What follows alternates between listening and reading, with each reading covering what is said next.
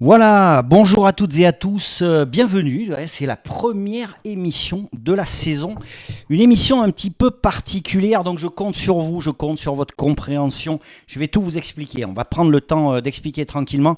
D'abord, je voulais saluer Seymour Morcy, bonjour. Monsieur Gadras, bonjour. Comment ça va bien? Ça va bien et vous? Mais ça va bien, je suis content, je vous ai là pour démarrer la saison. Écoutez, c'est bien simple, il me manque plus qu'un ministre derrière et puis le président. On verra. Écoutez, on verra, on y travaille. Bon, en tout cas, vous allez voir, j'ai de très bonnes raisons d'avoir fait venir Seymour Morcy, préfet de la Haute-Vienne. Voilà, on va démarrer cette émission déjà. Voilà, il y a déjà du monde qui est là. Merci Walter, c'est gentil. Merci de me faire un retour sur le son, ça serait sympa. Avant de commencer, deux, trois petites choses. La première chose, je voulais remercier la CCI 23 et la CCI 87 qui, cette année, se sont associés à cette émission.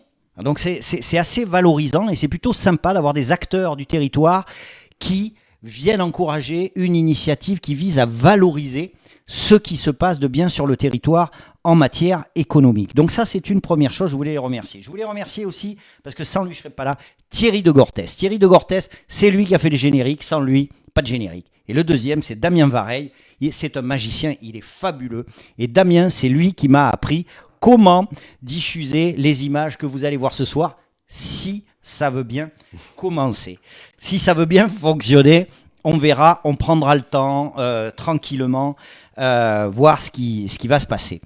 Une dernière chose, les règles, vous les connaissez, les règles, elles sont relativement simples. Vous pouvez, c'est même recommandé, poser des questions en direct à Seymour Morcy, mais tranquille, hein. On peut dire qu'on n'est pas d'accord, on peut dire qu'on n'est pas content, mais on le fait avec politesse, avec gentillesse et avec respect. Si vous n'êtes pas gentil, si c'est pas bien, eh ben écoutez, vous rentrerez chez vous, mais vous arrêterez de suivre le truc parce qu'ici c'est moi qui commande, vous voyez.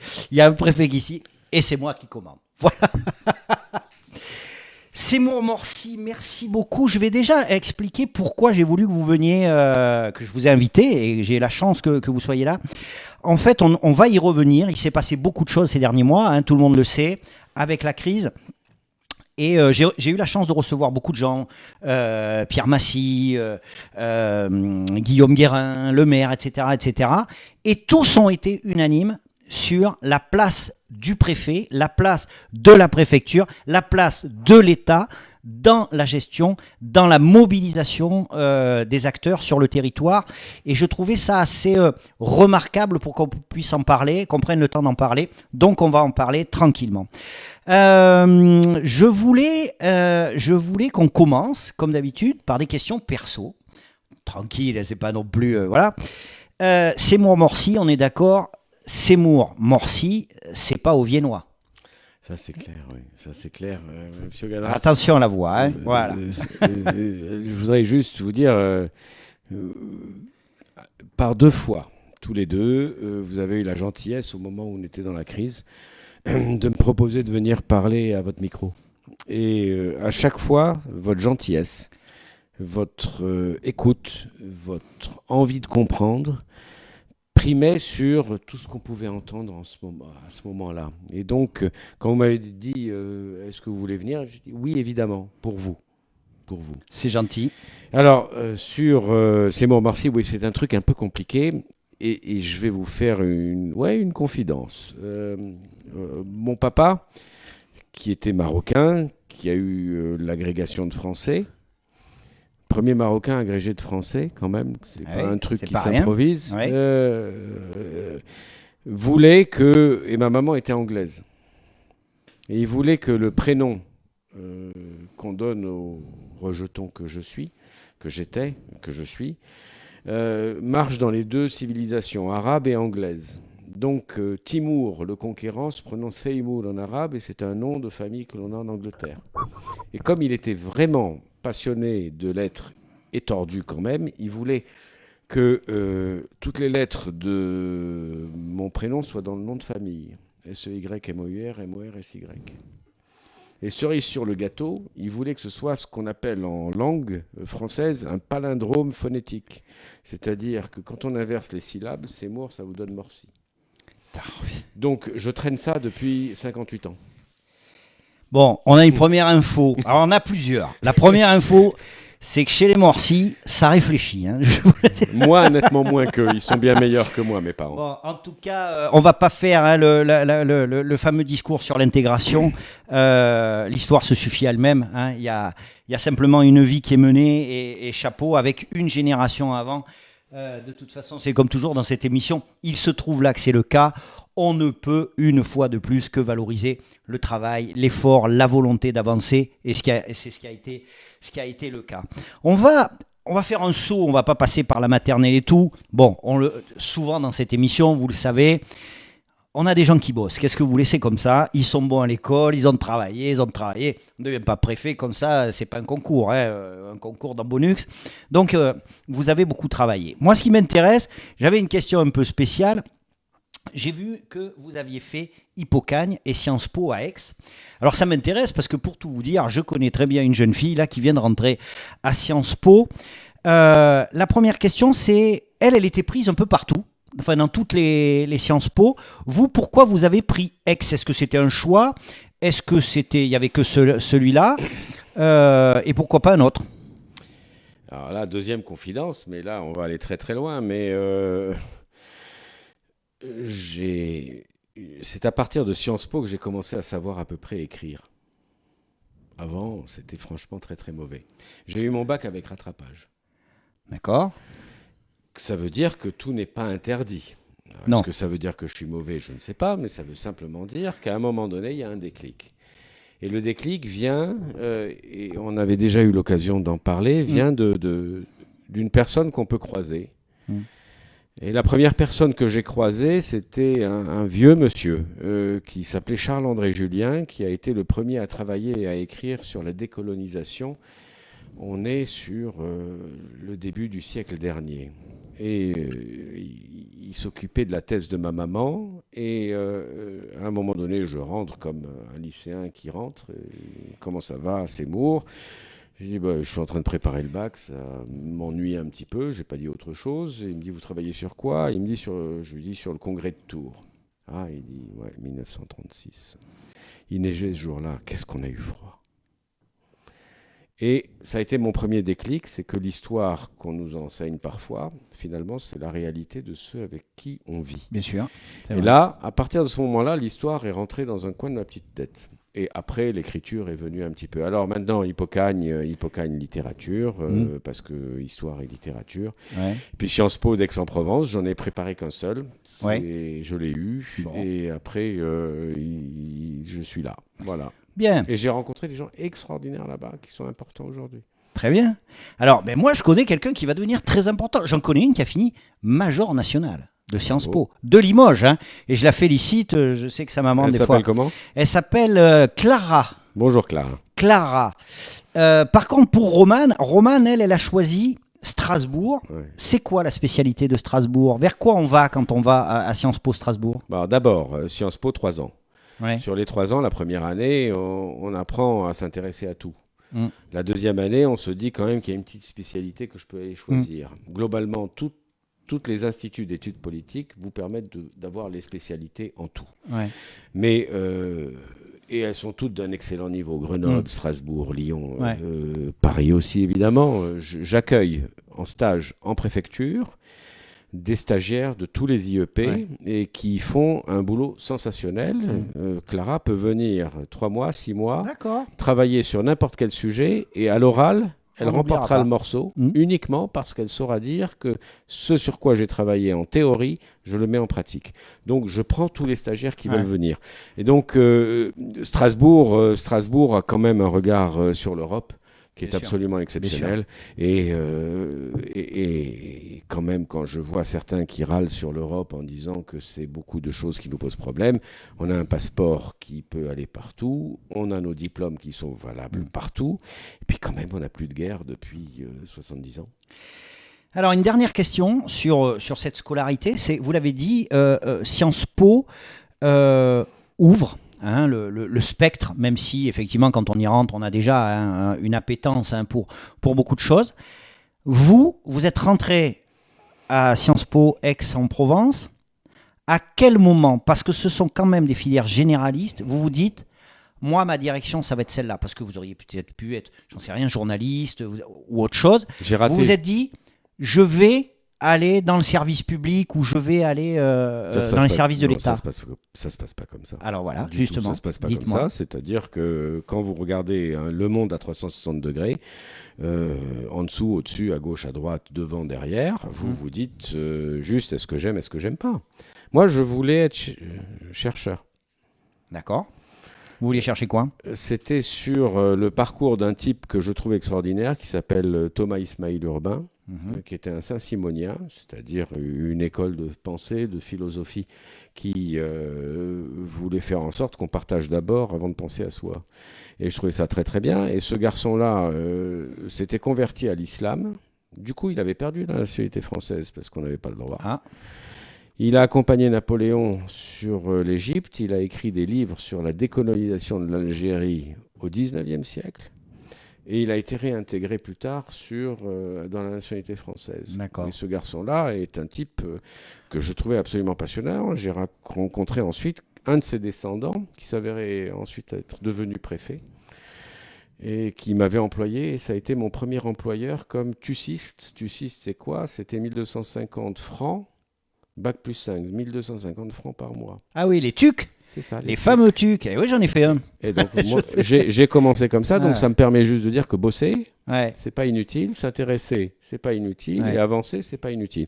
Donc, tout ça pour vous dire que je voulais être chercheur enseignant, et puis à un moment donné, j'ai rencontré quelqu'un qui s'appelle Monsieur Paul Quiles, qui m'a demandé de travailler avec lui, et puis à un moment donné, il m'a dit... Et puis après, ça déroule. Voilà. Mais c'était pas du tout prévu. Mais ma femme voulait faire de tout, sauf les finances, elle est banquière. Voilà. Peut rien. Eh oui, ça c'est pour les jeunes. Hein. Attention, on peut regarder droit devant, mais des fois, vous savez, il y a des petits machins comme ça, des détours, et c'est ça qui fait le sel de la vie. Hein. C'est pas tout tracé. Je vous le dis, c'est pas tout tracé, et tant mieux. Mais regardez, pardonnez-moi, je vous interromps. Je vous en prie. Regardez le Astérix et Cléopâtre. Pardon de venir à Astérix et Cléopâtre, mais Astérix et Cléopâtre, à un moment donné, il y a quelqu'un qui pose une question, est-ce que c'est bien ou pas d'être scribe? Et il attaque une tirade réputée de 10 minutes qui ennuie tout le monde pour dire... Je ne dis pas que c'est bien ou pas bien d'être scribe, il suffit simplement à un moment donné d'avoir rencontré quelqu'un qui se... Et alors, à un moment donné, ça fatigue Obélix et qui lui met une baffe d'enfer. Mais vraiment, c'est la vraie vie, ça. C'est à un moment donné, on croise un regard, on croise un sourire, et ça nous donne envie de faire ce que l'autre a envie de faire. C'est ça. Voilà, on en sait un peu plus sur le parcours de Seymour Morcy. Alors, l'émission n'est pas consacrée à ça, mais voyez, moi je me dis que si on avait 2 heures, on aurait pu passer 1 heure là-dessus parce que c'est passionnant. Et c'est très riche. Hein, franchement, il y a beaucoup de références, c'est très intéressant. On va rentrer sur une question basique et peut-être finalement pas si basique que ça. Je sais que vous êtes préfet, mais dans l'absolu, je ne sais pas ce que c'est qu'un préfet. En plus, il y en a plusieurs. Hein, il y a plusieurs préfets. Aujourd'hui, quel est le rôle du préfet? Quelles sont les missions du préfet? Quels sont les champs de compétences du préfet que vous êtes en Haute-Vienne? Vraie question. La base, je peux déjà vous dire ce dont je ne m'occupe pas. Les finances publiques, c'est indépendant. La défense, c'est indépendant. L'éducation nationale, c'est indépendant. La santé, c'est indépendant. Une fois que je vous ai dit tout ça, vous allez me dire, mais à quoi vous servez? Tous ces gens-là se parlent, mais il se trouve qu'ils doivent travailler avec d'autres. Et donc, même si je n'ai pas de tutelle sur ces personnes-là, sur ces directions-là, on s'aime beaucoup. Et le but de l'exercice, c'est tout ce qu'ils font peut essayer de fonctionner pour le reste de la maison. Alors, le reste de la maison, c'est quoi? Je vais aller à l'autre bout du spectre, du panorama, de l'échantillon. La base incompressible du préfet, c'est la sécurité et l'égalité de tous devant les droits, la Constitution et le respect de ce qu'ils doivent faire. Entre les deux, c'est là où tout se passe. Entre les deux, c'est quoi? C'est tout ce qui m'intéresse, tout ce qui concerne chacun de nos concitoyens, tout ce qui est leur préoccupation, c'est mon boulot, c'est ma passion. Alors, il y a des personnes, des préfets, qui s'intéressent plus à tel ou tel sujet. Moi, mon problème, c'est que je m'intéresse à tout. À tout, ah ben oui. Et je pensais, en venant chez vous, c'est qu'à un moment donné, j'ai reçu un appel d'un ami qui est un pianiste et qui me dit, il y a des pianos qui sont en train d'être détruits, brûlés dans un château qui appartient à quelqu'un dans ton département. Est-ce que tu peux faire quelque chose? Un de ces pianos-là avait été brûlé dans la cheminée parce qu'il faisait froid par des personnes qui étaient rentrées dans le château. D'accord, Ça m'a un ouais. peu chagriné. Tout ça pour vous dire qu'il y a rien de petit, il n'y a rien de grand. Hum. Un des pianos de ce monsieur-là, qui est un grand virtuose, avait été utilisé par Chopin. Excusez du peu. Ben, je me suis occupé de ça parce que l'héritier est en Autriche et j'ai réussi à joindre l'héritier. Il a récupéré les pianos et on a réussi à vendre le château pour préserver tout ça. Donc ça, c'est un truc qui peut sembler complètement Hum, secondaire, hum. mais on s'en est occupé. De l'autre côté, vous avez évoqué tout à l'heure la crise sanitaire. L'ARS, c'est pas moi, mais il faut travailler. Le développement économique, c'est moi, mais les finances publiques, c'est pas moi. La Banque de France, c'est pas moi. On s'en est occupé. Voilà, c'était un peu assembleur. Un assembleur. Voilà. Juste un rappel, peut-être, parce qu'on est là aussi pour ça, ça s'appelle Il y a de l'écho dans mon salon, le cadre général de vos missions en matière économique. Alors, je vais préciser la question. Il y a vos missions, il faut se méfier avec M. Morsi, parce qu'il y a les missions, et il y a, comme vous le dites très bien, parce que ça revient régulièrement, il y a ce sur quoi vous vous mobilisez, qui est toujours, pas toujours la même chose. C'est-à-dire, ça ne veut pas dire que vous ne prenez pas la place que vous devez prendre. Non, ça veut dire effectivement que dès qu'il y a un peu d'action, vous êtes là, en tout cas c'est ce qui me revient aux oreilles, pour vous mobiliser, sans prendre la place de qui que ce soit. Je suis le contraire de la pile Duracell, moi. Je ne muse que si on ne s'en sert pas. Voilà. D'accord. Donc je dors peu, j'ai cette malchance-là. Je suis heureux dans la vie et tout m'intéresse. Je commence dès 4-5 heures du matin à écouter, entendre, voir qu'est-ce qui préoccupe celles et ceux qui nous entourent. Quand certains de vos collègues suggèrent des visites, mettent en avant un profil, je veux le rencontrer. Donc je bouge beaucoup, mais bouger pour bouger, ça sert à rien. Et donc la grande chance dans la malchance que l'on a eue, la malchance c'est cette terrible maladie, mais la grande chance que j'ai eue, c'est que j'ai pu pendant 1 an et demi rencontrer que ce soit des entreprises, des gilets jaunes, des agriculteurs, et que quand on me parlait de quelque chose, je savais qui aller voir pour comprendre ce qu'il fallait faire. Et quand bien même on était à distance, c'est-à-dire cette terrible façon de travailler en se regardant soit en s'entendant tout court, soit en se voyant à distance, on a réussi à pouvoir aborder filière par filière, sujet par sujet, du bois à la papeterie, de la porcelaine à l'économie sociale et solidaire, des associations sportives jusqu'à l'industrie. On a parlé. Vous avez évoqué Pierre Massy qui a fait un travail sensationnel à nos côtés, mais tout le monde était au rendez-vous pour dire il faut qu'on puisse parler ensemble pour ne pas rater le coche au moment où la balle va rebondir. Alors on rentrera dans le détail de ces actions parce que c'est important. Il faut que les gens arrivent à mettre des images sur des actes. C'est important. Juste par rapport, une fois de plus, au contour de ce qu'est un préfet, vous représentez l'État, vous ne représentez pas le gouvernement, vous ne représentez pas la politique. Enfin, vous représentez... Tout ça est un peu lié. Oui. Enfin, ce que je veux dire, c'est que vous n'êtes pas obligatoirement le premier supporter du président, quel qu'il soit. Je suis le supporter du président dans la mesure où personne ne me demande de faire des choses qui sont contraires à ce que j'ai envie de faire. ça va rejoindre ma dernière question. J'ai une bonne question pour lui, mais d'accord. Il n'y a rien dans ce que l'on me demande de faire depuis que je suis dans ce métier qui soit contraire à ma pensée, mon sentiment, mon envie, et ça me va bien. Être préfet, c'est une place dangereuse. Tous les mercredis. Pourquoi le mercredi? C'est le jour du Conseil des ministres. Donc moi, j'ai un CDD hebdomadaire. D'accord, d'accord. Tous les mercredis. D'accord. Bon, on y reviendra là-dessus. Ça tombe bien, on est mercredi, je suis pas Ouais. dans... Pour l'instant, vous êtes encore Jusqu'à la préfet, c'est semaine bien. prochaine. Je peux annoncer que j'ai reçu un préfet.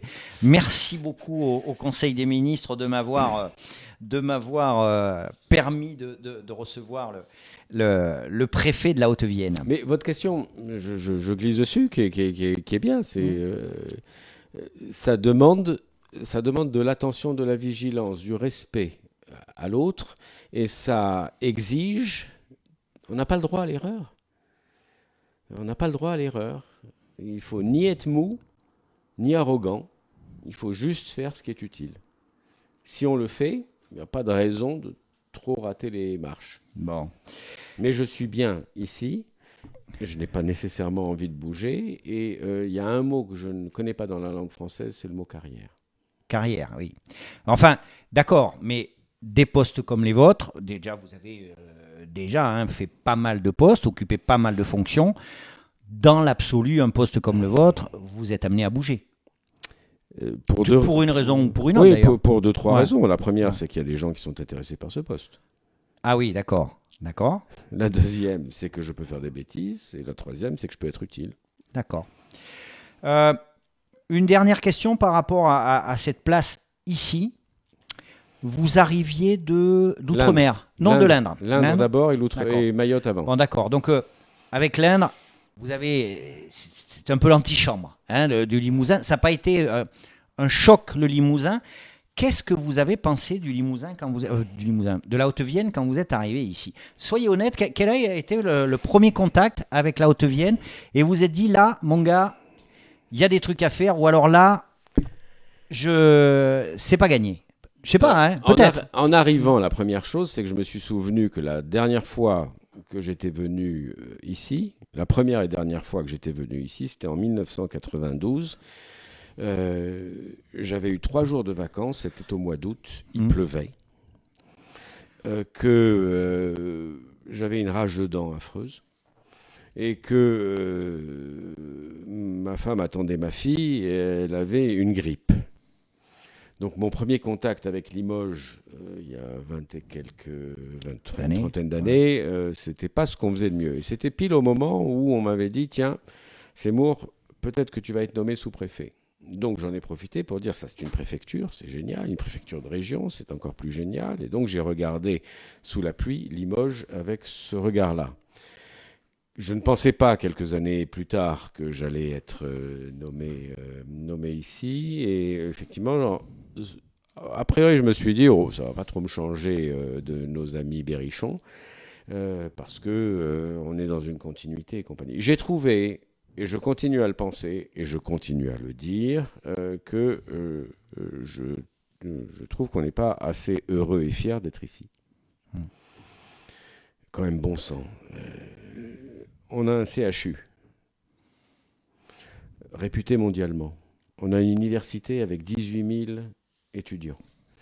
On a 2 pôles de compétitivité.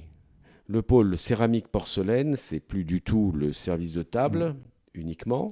Oui. C'est également ce qui nous permet de réparer un crâne, une hanche, une clavicule, de refaire les coraux de Mayotte ou d'aller dans l'espace. Et ça, quand même, il faudrait juste un peu le revendiquer. Alors on se plaint, on se dit, oui, mais enfin, on est enclavé. D'ici 2024, on va avoir le très haut débit dans tout le département. Je multiplie la téléphonie mobile. On a une autoroute gratuite. On a, dans les 3 ans qui viennent, la remise à niveau de notre POLT qui nous emmène à Paris. On va gagner 25 minutes avec la certitude d'arriver à l'heure. Lundi prochain, on va présenter les rames nouvelles qui vont pouvoir se déployer à partir de la fin de l'année suivante. L'année prochaine, et quoi on est tout triste.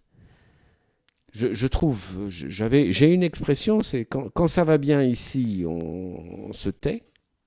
Ouais. Et quand ça va mal, on se terre. On a 2 fois l'erreur.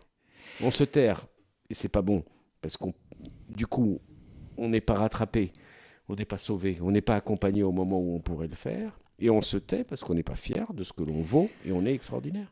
Vous avez aujourd'hui, bien évidemment, hein, vous êtes là maintenant depuis 3 ans et vous êtes au contact de plein de gens, de décideurs, d'acteurs, pas que d'ailleurs, hein, puisque je sais que vous êtes très impliqué aussi sur la jeunesse. Euh, pourquoi, d'après vous, on a tant de mal à s'approprier les richesses et les possibles de notre territoire? Euh, Probablement parce que je me trompe peut-être, hein, Oui, mais c'est une hypothèse, hein, on peut en je avoir. pense que on court souvent la proie pour l'ombre. On, on se dit, je mérite mieux, donc j'aurai mieux, donc je ne m'accroche pas à ce que j'ai déjà, ou je ne valorise pas assez ce que j'ai déjà. Et ça, c'est infiniment déprimant. Je veux dire, quand vous, il y a un article récent sur le prix de l'immobilier, pendant toute la durée de la crise, pendant les 2 ans qui viennent de s'écouler, toutes les transactions immobilières ont pu se faire. Ouais. Que depuis 3 mois maintenant, le prix de l'immobilier a augmenté de 5,8% sur Limoges. Pourquoi est-ce que seuls ceux qui sont propriétaires et qui vendent leurs biens devraient être heureux? Bien sûr. Pour un studio à Paris, vous avez une maison ici. Et ça, c'est Et clair. si dans 2, 3 ans, on est à moins de 3 heures de Paris pour ceux qui ont envie d'y aller et qu'on peut faire du télétravail, on aura rempli. Il y a un autre truc qui est dans les tuyaux d'ailleurs, c'est des études pour réactiver la ligne Limoges-Angoulême. Hum. Limoges-Angoulême, ça permettra d'être sur la ligne grande vitesse qui nous emmène à Paris et à Bordeaux de l'autre. Ouais. Vous savez, il y a une opération qui a été lancée par le conseil départemental qui est très bien, c'est Sourire Respirer. Au tout début du confinement, C'est vrai. la question s'était posée de savoir comment est-ce qu'on allait en sortir. Il ne s'agit pas de dire je quitte Paris, il ne s'agit pas de dire venez passer vos vacances ici. Il s'agissait simplement de dire il fait bon vivre ici. On a eu une très belle couverture. Enfin, le département avec Pierre Massy et le département ont eu une très belle couverture. Résultat des courses, j'ai 80 familles qui sont venues s'installer. 80 familles avec les enfants qui sont scolarisés, les parents qui peuvent venir être accompagnés, etc., etc. 80 familles, ça fait à peu près allez, 2 fois 8, 16, 3 fois 8, 24, de 250, 230, 220 personnes qui sont intéressées en premier jet. Hein, Oui, bien sûr, avec tout ce que ça peut générer derrière. donc 250 personnes, c'est l'année dernière, on a perdu 1200 habitants. Hmm. Donc un quart, enfin j'exagère, allez va, 15 à 20% sont arrivés non pas grâce à la crise, mais grâce à ce que offre notre département. Donc on fait ça 3 fois et on recommence à gagner de la population dans notre département. Voilà, c'est assez pragmatique, mais il y a des moments où il faut l'être, hein. Il faut énoncer les choses telles qu'elles sont. Euh, une de vos missions, et puis c'est celle-là nous intéresse beaucoup, hein, on est un peu égoïste, c'est de porter des projets vers l'État. Mm. Vous êtes un peu notre porte-parole, hein, le porte-parole des projets. Concrètement, dernièrement, ça fait un peu entretien d'embauche, qu'est-ce que vous avez porté comme projet? Qu'est-ce qui est en cours à l'heure actuelle, qui arrive de chez nous et pour lequel vous dites, d'ailleurs à qui vous le dites, voilà, ça m'intéresse aussi, là, il faut y aller. Là, il faut les accompagner, il faut les encourager concrètement. Alors, concrètement, Hmm. porter un projet, c'est une chose, faire en sorte que ça se traduise concrètement, c'est mieux. Bien sûr. Depuis 1981, on n'avait plus de ministre dans notre département. On en a un. C'est vrai. Je l'ai invité d'ailleurs. Si vous le voyez, dites-lui de venir chez moi, ça me ferait plaisir de l'avoir. Il devrait être là lundi, donc Très bien. on Ben, aura n'hésitez l'occasion pas à de lui le dire, dire. bien Mais sûr. quand M. Djebari a dit je signe le chèque pour les rames, celles qui vont être présentées lundi, pour améliorer le confort de ceux qui vont faire le Paris, Orléans-Toulouse, Hmm. c'est lui. 800 millions, quand même. Quand, après l'accident de Bretigny, tragique, les travaux ont été lancés sur la POLT, c'est plus de 2 milliards de travaux, euh, qui va nous faire permettre de gagner 25 minutes sur le trajet vers Paris. Voilà typiquement quelque chose que j'ai défendu. Ce que je viens d'évoquer sur Limoges-Angoulême, les 2 millions d'euros qui sont mis pour pouvoir faire les études permettant la réalisation du tronçon central pour pouvoir éviter que ce soit discontinu, c'est clairement ça. Les parlementaires et notamment les députés sont intervenus dans le cadre de France Relance pour pouvoir faire en sorte que les entreprises qui comptent dans notre département puissent avoir des aides. Alors ça va de Brousseau à Nimrod, ça va de Catalan. Je suis sur, pour les entreprises, 60 millions d'euros qui vont vers les entreprises. Sur l'accompagnement des collectivités et leurs projets, là aussi, je suis sur 57 millions. Donc, il y a sauver les entreprises dans la difficulté dans laquelle ils sont, accompagner leur rebond, si c'est possible, éviter que les personnes qui sont employées par ces entreprises-là soient au chômage. Ça a été payé. Ça, c'est le défensif. Sur l'offensif, je suis à plus de 100 millions d'euros pour notre seul département. Plus de 100 millions d'euros pour notre seul département pour accompagner le développement. Une entreprise comme Catalent, au moment où je l'ai rencontrée à mon arrivée, elle hésitait entre fermer ou se développer, ici ou ailleurs. La façon dont ça s'est passé, les contacts qu'on a pu avoir, l'implication de la région et de l'État a fait qu'ils ont décidé de se développer ici, avec, dans un premier temps, les emplois conservés, dans un deuxième temps, 200 créations d'emplois, d'ici 2 ans. Eh oui, comme quoi c'est possible. Alors on le voit hein, pendant que vous parlez, je suis tout fier, je le fais exprès, parce que si je me fais pas des compliments, personne ne le fera. Je fais passer, là je remercie d'ailleurs votre responsable de la com de m'avoir fait passer tout ça, vous êtes allé à la rencontre sur le terrain des entreprises, vous avez... mis les mains dans le cambouis, c'est ça. Vous y êtes allé voir un peu ce qui se passait, un peu beaucoup d'ailleurs, un peu beaucoup. D'ailleurs, j'en profite pour Pas trop, dire... j'espère. Non, mais c'est jamais... Moi, j'estime que... J'ai aucune légitimité pour ça, mais j'estime que c'est jamais trop d'aller voir les entreprises, d'aller voir, bien sûr, les chefs d'entreprise, mais aussi, on le voit, d'aller voir les ouvriers, les ouvrières qui travaillent. C'est important. C'est extrêmement important. Je peux vous raconter un truc ? Allez-y. J'ai été visiter Hermès, ça fait partie de nos fleurons sur l'industrie du luxe. On a Weston, on a Hermès. Et quand j'ai visité Hermès, il y a une dame que j'ai rencontrée. Et vous avez toute une chaîne de production des gants chez Hermès. Et ça, c'est très très important de voir comment ça marche. Il y a celui qui choisit la peau, il y a celui qui étire la peau, celui qui découpe la peau, celui qui découpe les pièces dans la peau, il y a celui qui coud la première partie, celui qui fait la doublure, etc., etc. Vous avez des manutentions qui sont complètement folles pour arriver au bout du compte à la personne qui regarde, évalue et dit celle-là, elle a le droit de rentrer dans la boîte Hermès. Et le visage de cette personne-là m'avait absolument passionné. Il se trouve que le président de la République lui a donné l'Ordre national du mérite et elle a eu la gentillesse de me demander de le lui remettre. Oui. On l'a, je crois, ça d'ailleurs. Et cette dame-là, qui était à la retraite depuis, avait été mise au chômage à 56 ans. Elle faisait de la ganterie ailleurs, mise au chômage à 56 ans. Hermès l'a recrutée et elle est devenue, à la fin pour sa retraite, la patronne de celle qui valide ce que l'on vend chez Hermès. Eh oui. Ça fait pleurer. Ce sont de belles histoires. Et c'est intéressant de le dire parce qu'elles existent. Il n'y a pas que des mauvaises histoires au travail. Il y a aussi de très belles histoires. J'en profite là aussi pour faire un peu d'autopromo. Le 4 octobre, dans ce salon, il y aura Alexandra Brousseau, que vous connaissez. On recevra beaucoup d'entreprises, de chefs d'entreprise de Haute-Vienne et de Nouvelle-Aquitaine. D'ailleurs, je vous le dis, cette année, il y aura pas mal de gens de Nouvelle-Aquitaine parce que, même si aujourd'hui, là, on est centré sur la Haute-Vienne, je pense que vous serez d'accord avec moi, la Haute-Vienne doit trouver sa place, même si c'est déjà bien entamé, sur l'ensemble du territoire néo-aquitain, aussi bien en exportant, je dirais, dans les 11 autres départements ses savoir-faire et son expertise, mais aussi en prenant ce qu'il y a à prendre sur ce marché, sur ce territoire économique qui regorge de richesses. Alors, je ne savais pas que vous receviez Alexandra Brousseau. J'étais à une inauguration, tout ça pour vous dire que mon métier est quand même complètement taré.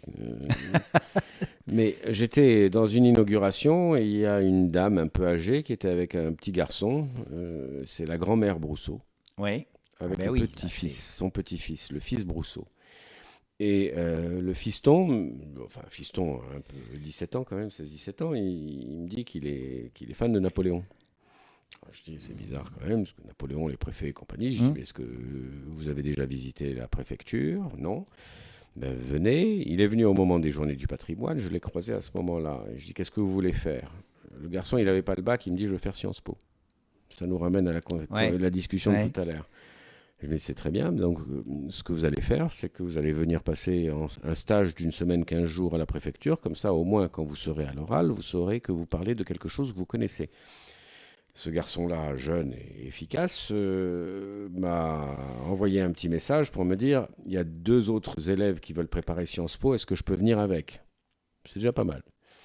Donc ils ont fait leur stage, je ne sais pas ce que sont devenus les deux, mais lui, il a intégré Sciences Po sans concours. Et quand j'ai visité à nouveau Brousseau quelques Hum, mois plus tard, il recevait en direct live, comme vous dites, hum. ses résultats de Sciences Po. Je crois qu'il était sur, pour quelqu'un qui rentrait en externe, une Ouais. moyenne de 16. Eh oui. Eh oui. Et il est d'ici. Eh oui. Mais oui, on regorge de richesses sur ce territoire. On va le dire toute l'année. Il y aura 40 émissions, 40 fois on le dira. C'est comme ça. Et sa maman est sensationnelle, son papa est extraordinaire, Eh bien, on va et voir. sa famille extra. On va la passer au grill. On va la passer au grill. Et puis on va voir. Mais j'ai déjà vu, hein, c'est quelqu'un de caractère. Mais c'est l'industrie, ça.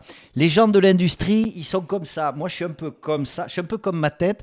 Les gens de l'industrie sont très carrés. C'est à la virgule. Mais c'est aussi pour ça que ça marche. Euh, Avant de passer sur France Service, euh, bon, on l'a dit, vous portez des projets, vous portez des actions, vous portez de la dynamique auprès de l'État. Euh, Quand même, aujourd'hui, on prend un pas de recul. On est en train de reprendre la vie normale. Est-ce qu'il va y avoir de la casse?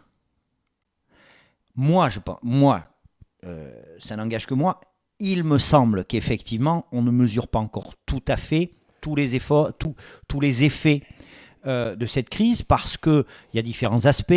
Il y a les aspects, le fait, et tant mieux, on peut se féliciter d'avoir vécu dans un pays qui s'est attaché à maintenir l'activité, et l'activité, c'est la vie des gens. Maintenant, sur la durée, on reprend la normale, il va y avoir un peu de casse. Est-ce que c'est grave? Est-ce que c'est pas grave? Est-ce qu'il y a encore des choses qui sont jouables? Est-ce qu'il y a encore des choses qui sont possibles? Et puis une autre question, tout ça, tout ce qui a été fait, on s'en félicite, tout ce qui a été fait a coûté énormément d'argent.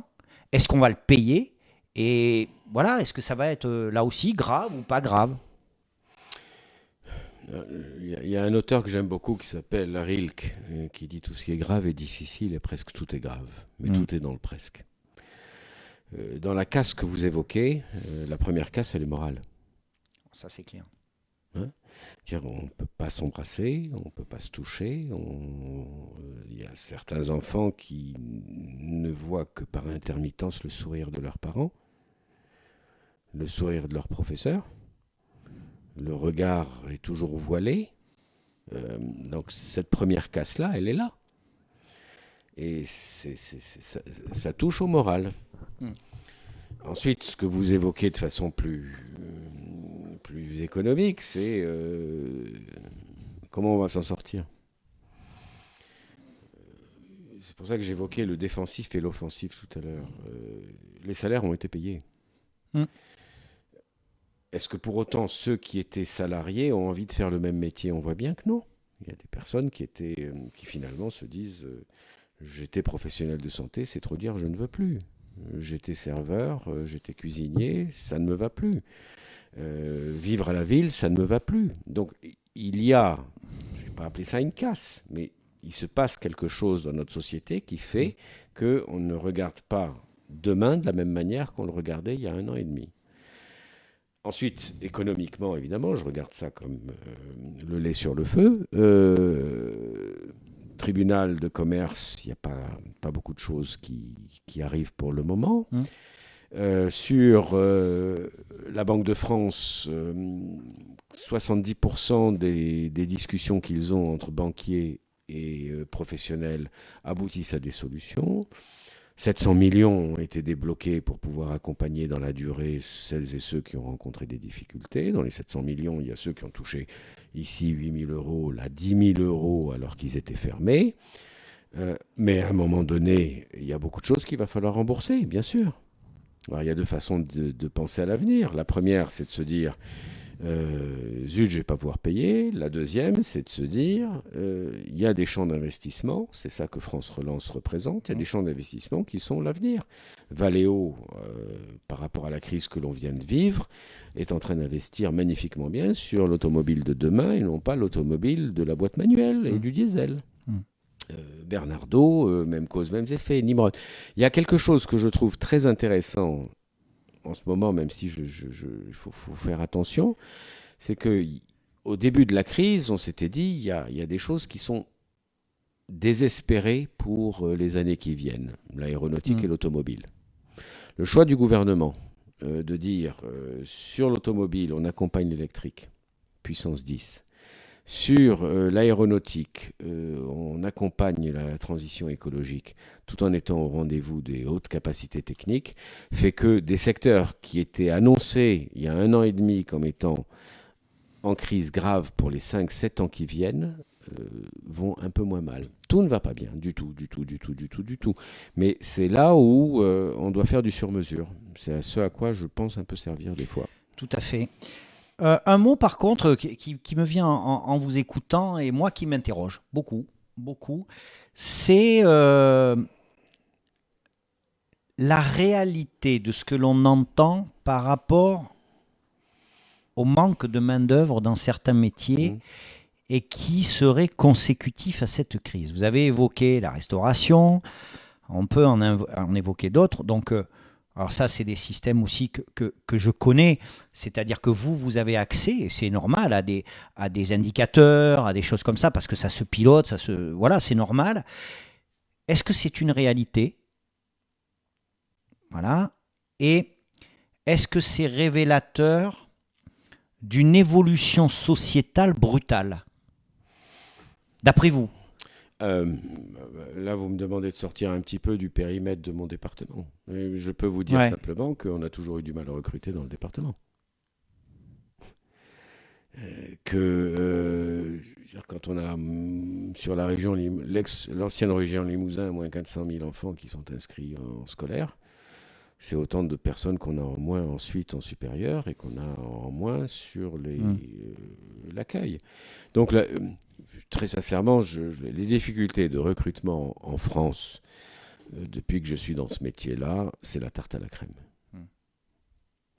C'est la tarte à la crème. Pourquoi? Parce qu'on constate qu'à l'instant T, je ne peux pas recruter, alors qu'on se serait donné la peine 6 mois, 1 an avant de dire je vais avoir besoin d'eux. Et là, les carnets de commandes sont au rendez-vous. De quoi vous avez besoin, je vous le trouve. Je vous le fais venir. On a eu une opération sur la filière bois, ils avaient besoin de 10 postes. Oui, c'est vrai. Et on a trouvé les 10 postes. Là, j'ai rencontré une entreprise qui a besoin de 27 informaticiens. Je vais faire une table ronde pour trouver les 27 informaticiens. Lui et même me dit, j'ai besoin de ça. On va trouver. Mais ce que j'évoquais tout à l'heure sur souriez, respirez, venez vous installer ici. 80 familles, c'est juste exceptionnel. Mais moi, je prends ici l'engagement que vous venez, la scolarisation des enfants ne pose pas de problème. L'inscription des enfants en université ne pose pas de problème. Si les parents veulent venir et qu'ils ont besoin d'être suivis en matière de santé, on s'en occupe. Et pour l'emploi du conjoint, j'en fais une affaire personnelle. C'est dit.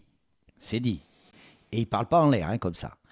Alors on va accélérer un petit peu, parce qu'il faut aussi qu'il rentre chez lui, il faut quand même qu'il termine un peu les journées, mais il y a 2-3 petites choses sur lesquelles je voudrais qu'on revienne.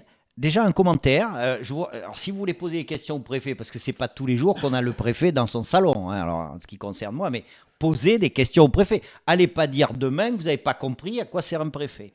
Jean-Noël, bonsoir Jean-Noël, c'est très gentil. Walter, tu me dis je l'invite... Alors Walter a 2 questions. Première question. Walter qui fait énormément de travail pour la communauté portugaise sur notre territoire, qui est très très actif et proactif, et qui dit bonsoir Monsieur le Préfet, la loi sur les pneus va-t-elle être acceptée en Limousin? J'ai vu ça dans le Popu. Non, c'est parce que visiblement, les pneus neige vont être obligatoires dans les régions montagneuses. Ah, d'accord, ça c'est réglé. Ça, je peux vous dire, j'ai réglé ça avec mes 2 collègues Creuse-Corrèze. Est-ce qu'ils avaient ou pas envie de prendre des mesures particulières? C'est géré par le préfet qui est en charge du massif, c'est-à-dire Lyon. Et on s'est mis d'accord pour... J'avais une question quand même, objectivement. Et du coup, je m'adresse à tous ceux qui travaillent sur ces métiers-là. Faites attention quand même, quand il fait mauvais, de ne pas, surtout quand on a des camions, de ne pas se mettre en portefeuille. Mais j'avais la question sur la montée de Bessines, sur notre ravin, pour voir s'il fallait à cet endroit-là particulièrement décider quelque chose. Bref, tout ça pour dire, pour Walter, vous inquiétez pas, aucun de nos 3 départements n'aura des mesures particulières sur la circulation des routes dans la neige. Mais, je glisse un autre truc, parce que quand je vous dis que je m'occupe de tout et de rien, à un moment donné, on avait sur l'Indre des annonces de fortes chutes de neige et de verglas. Et donc, il fallait regarder d'où venaient les camions, où est-ce qu'on les arrêtait pour éviter qu'ils soient coincés dans l'Indre. Alors, l'épisode neigeux a été relativement calme, mais quand on fait l'inventaire de la route, les endroits où les camions peuvent s'arrêter, ça nous emmène jusqu'en Corrèze. Et donc, j'ai fait arrêter des véhicules en Corrèze, alors qu'ils étaient à plus 6 degrés tranquilles avec le soleil, et ils disaient qu'est-ce qu'on me... en m'arrêtant à cet endroit-là. Et donc ma réponse là-dessus, et pensez-y à chaque fois que vous râlez sur une décision qui est prise, il y en a un qui regarde le pare-brise et l'autre qui regarde la route. Moi, je regardais la route. Et si on avait été coincé, on m'aurait dit pourquoi on ne m'a pas arrêté avant. Voilà, voilà Walter, t'as ta réponse. Jean-Noël, c'est pas une question, c'est une remarque qui s'adresse pas d'ailleurs foncièrement à vous, je pense, mais de façon générale, c'est bien de le signaler. Jean-Noël dit, on ne parle pas assez de la reconnaissance que l'on doit à celles et ceux qui ont fait tourner la société au plus fort de la pandémie. On en a beaucoup parlé, on en continue d'en parler. Je crois que c'est pas un concours. Et moi, j'aurais tendance à dire, ça n'engage que Bruno Gadras. Je suis assez fier de voir que tout le monde, même en bas de la rue, en centre-ville et tout ça, je trouve que tout le monde s'est mobilisé à son niveau et que, oui, il ne faut peut-être pas tomber dans la surenchère de j'en ai fait plus ou j'en ai fait moins. On peut tous être fiers de la façon dont on a pu gérer ça au quotidien. Là, j'en aurais presque les larmes aux yeux. Notre département a été absolument exceptionnel.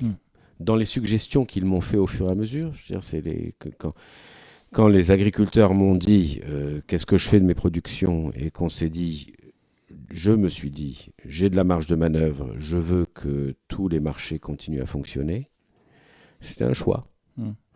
Quand il a fallu, avec des enseignants, organiser l'accueil des personnels qui étaient mobilisés pour les hôpitaux au moment où on était en saturation totale, les enseignants, comme les personnels soignants, ont été absolument au rendez-vous. Sans dire que c'est grâce à... On a fait le job. Je veux dire, pour la vaccination, en ce moment, j'ai 70% des enfants de moins de 17 ans, 12-17 ans qui ont eu leur première injection. Chapeau. Quand j'ai 92% de toutes les personnes qui sont dans les EHPAD qui ont leurs 2 injections, je dis chapeau. Quand j'ai à l'hôpital ou à la clinique 90% aujourd'hui, 92% même je crois, de soignants qui ont dit ok, je me fais vacciner, chapeau. Quand je n'ai qu'une dizaine de personnes de pompiers qui ne soient pas vaccinés encore, je dis chapeau. Donc, sincèrement, il y a une émotion très forte chez moi dans la responsabilité. J'ai pris un arrêté pour le port du masque. Le lendemain où j'avais le maire ici et tout le monde m'a dit mince, tu sais quoi, le préfet t'a écouté, on met le masque demain. Les choses sont globalement respectées. Oui, bien sûr, Globalement sont bien sûr, respectées. bien sûr. Je vois pas de dérapage particulier. Non, non, non, mais chapeau bas, respect pour nos Hauts-Viennois. Je rêverais que tout le monde soit comme ça. Je suis d'originaire du Vaucluse. Je peux vous assurer que, enfin, j'habite le Vaucluse quand je ne travaille pas, ce qui fait que je n'ai pas vu le Vaucluse depuis Depuis longtemps. 2 ans maintenant. Mais je peux vous assurer que entre ce que je vois ici ou ailleurs, ici, C'est pas mal. chapeau. Il nous reste 10 minutes. Oui. Il nous reste 10 minutes, je vous le dis. Si vous avez des questions, n'hésitez pas. Mais pardon, votre ami Oui. Jean-Noël, qui est toujours là, d'ailleurs. Jean-Noël a 1000 fois raison. Ah oui. Mais je ne veux pas faire le concours Lépine de ceux qui ont été exceptionnels. Parce que globalement, je trouve que tout le monde a été exceptionnel.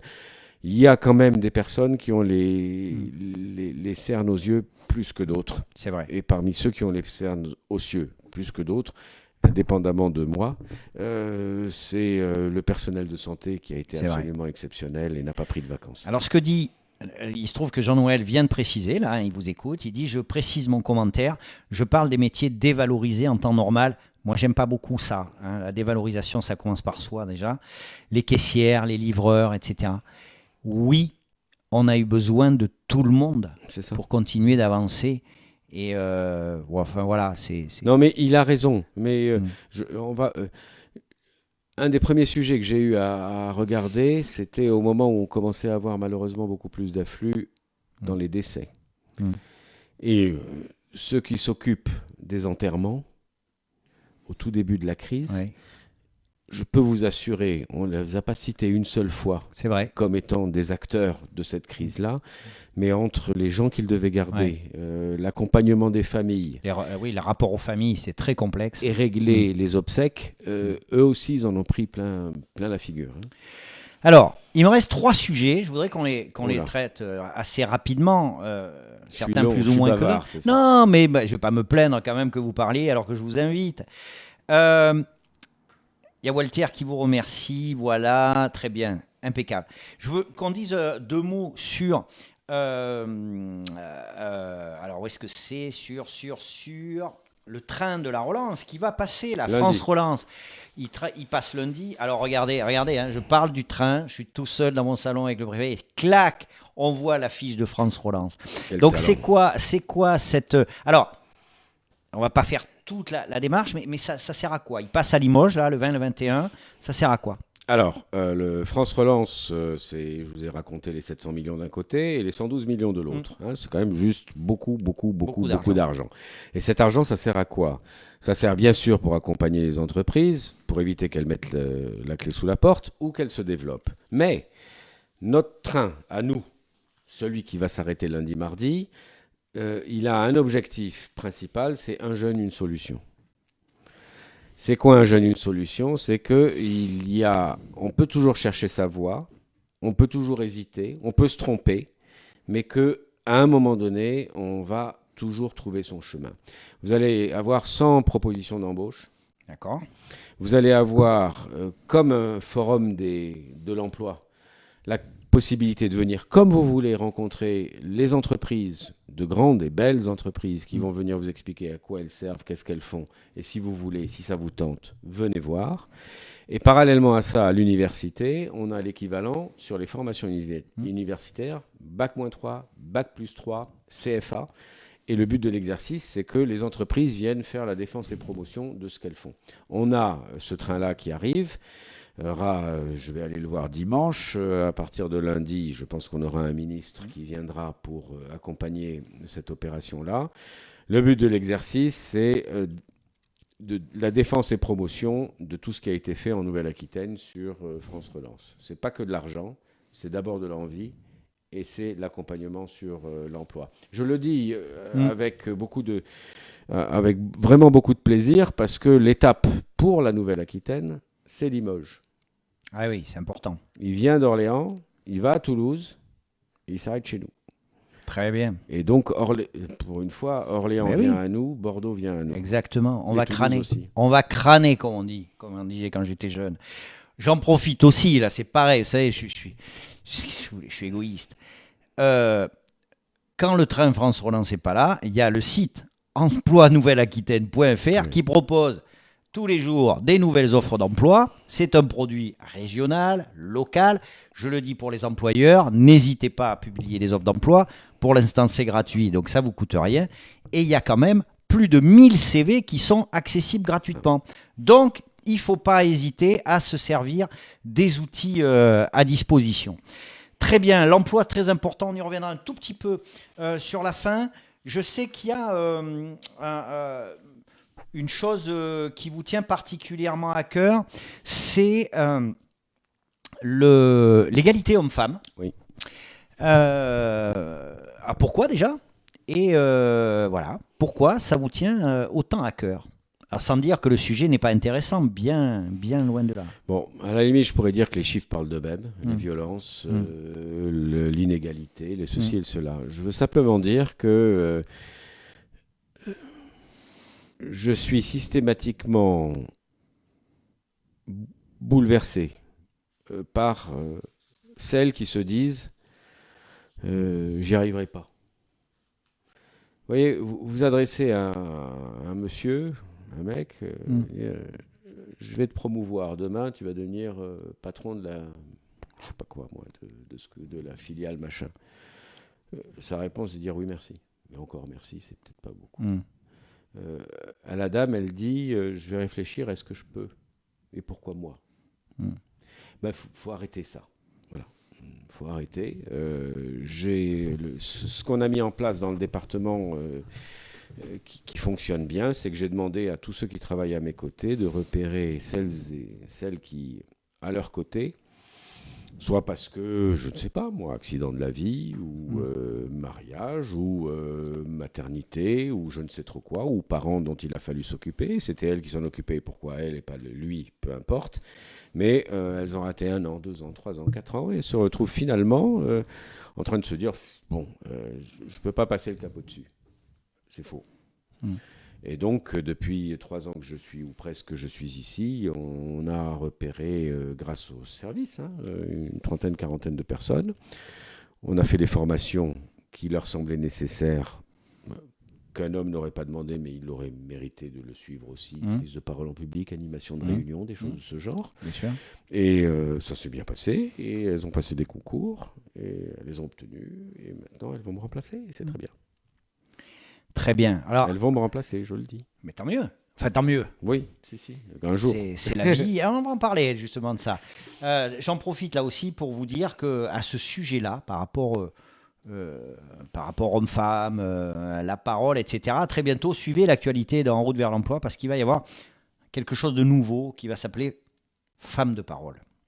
Voilà, vous regarderez et vous me direz ce que vous en pensez.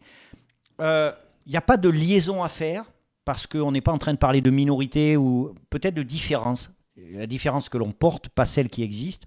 On a eu l'occasion, juste avant de démarrer l'émission, de parler, et je voudrais qu'on y revienne. Je voudrais qu'on parle un peu de handicap. Je sais que vous y êtes sensible. Aujourd'hui, il se trouve que, voilà, j'ai eu l'occasion, on a l'occasion d'entendre Sophie Cluzel, qui porte haut la cause, je dirais, des personnes en situation de handicap.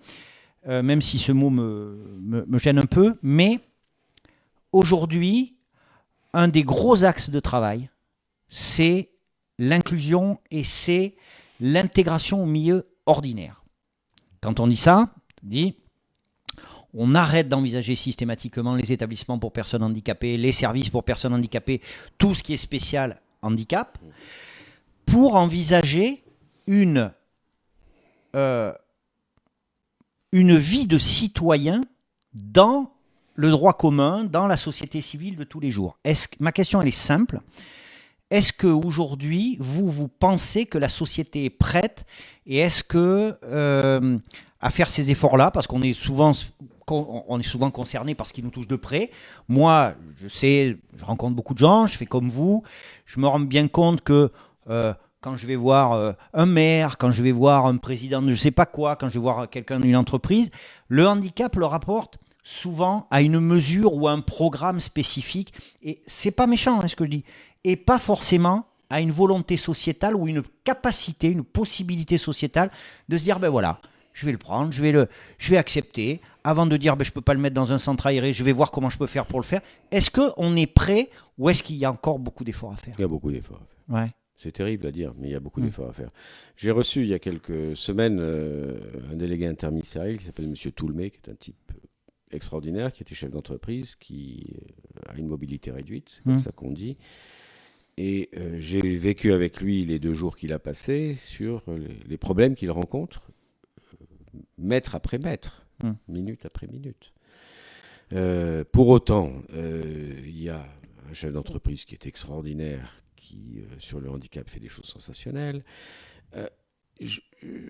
La secrétaire générale de la CGPME aussi, qui a mis en place quelque chose d'extra. Bien sûr. Non, la prise de conscience est malheureusement encore trop individuelle, elle doit être collective.